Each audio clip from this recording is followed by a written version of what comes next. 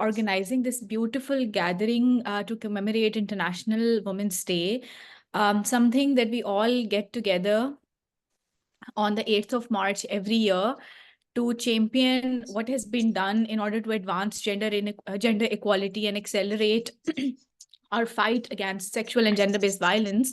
But the first and foremost thing that I would like to share here is that this fight should continue for the rest of the year as well, and shouldn't just be limited to the 8th of March.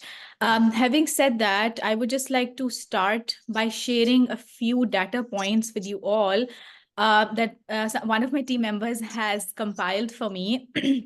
For instance, in 2022, a report by UN Women highlighted that there are around 388 million women and girls living in extreme poverty, and 27.8% of women were moderately or severely food insecure in different parts of the world.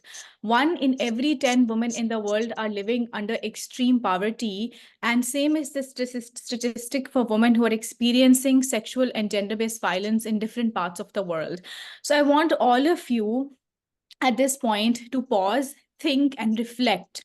What are we doing in order to prevent these women from experiencing sexual and gender-based violence in different parts of the world?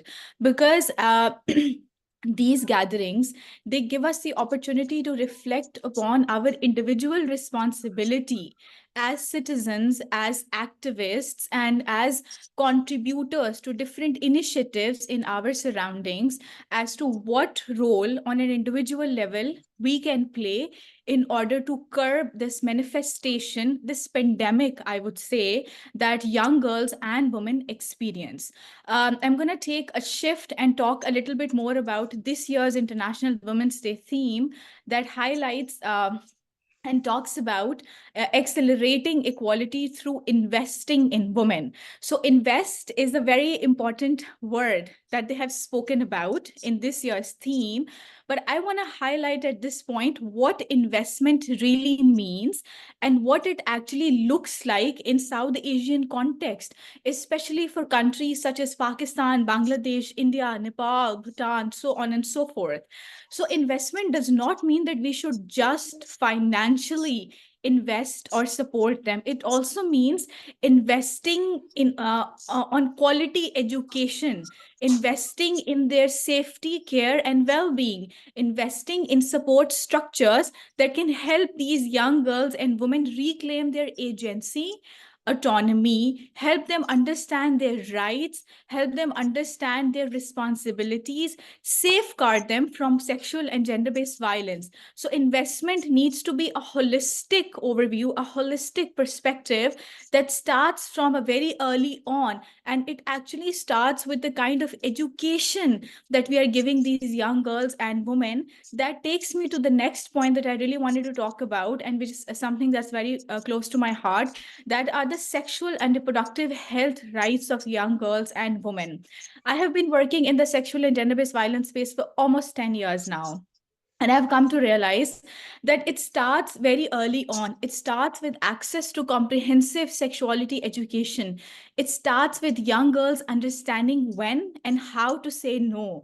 It starts with young girls understanding the meaning of consent, of bodily autonomy, of having the choice to choose what career do you want for yourself, or what time do you want to come back home, having that agency to decide for yourself, for your rights, having the space to choose the kind of life that you want to live is the first step towards addressing sexual and gender-based violence and addressing inequalities that have exacerbated our societies and communities.